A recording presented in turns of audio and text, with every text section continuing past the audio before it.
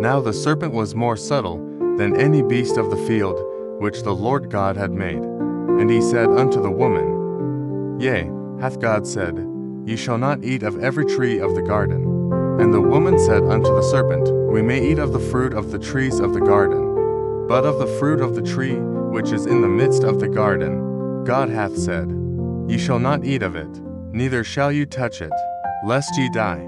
And the serpent said unto the woman, Ye shall not surely die, for God doth know that in the day ye eat thereof, then your eyes shall be opened, and ye shall be as gods, knowing good and evil.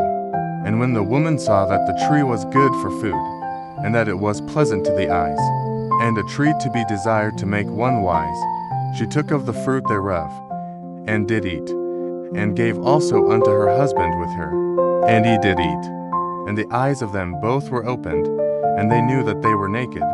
And they sewed fig leaves together, and made themselves aprons. And they heard the voice of the Lord God walking in the garden in the cool of the day. And Adam and his wife hid themselves from the presence of the Lord God amongst the trees of the garden. And the Lord God called unto Adam, and said unto him, Where art thou? And he said, I heard thy voice in the garden, and I was afraid, because I was naked, and I hid myself. And he said, Who told thee that thou wast naked? Hast thou eaten of the tree, whereof I commanded thee that thou shouldest not eat?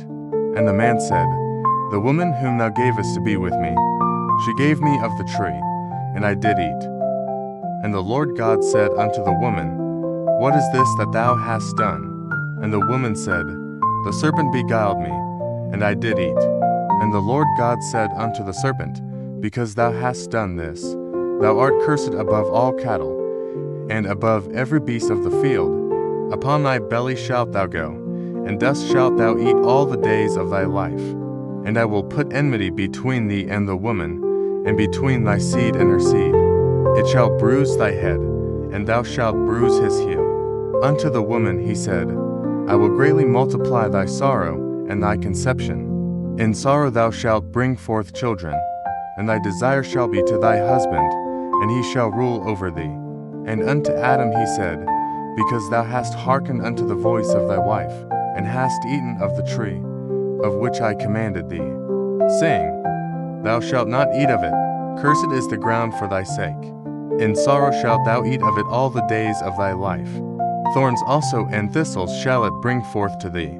And thou shalt eat the herb of the field. In the sweat of thy face shalt thou eat bread, till thou return unto the ground. For out of it wast thou taken, for dust thou art, and unto dust shalt thou return. And Adam called his wife's name Eve, because she was the mother of all living. Unto Adam also and to his wife did the Lord God make coats of skins, and clothed them. And the Lord God said, Behold, the man is become as one of us, to know good and evil. And now, lest he put forth his hand, and take also of the tree of life, and eat, and live forever. Therefore the Lord God sent him forth from the Garden of Eden, to till the ground from whence he was taken. So he drove out the man, and he placed at the east of the Garden of Eden cherubims, and a flaming sword, which turned every way, to keep the way of the tree of life.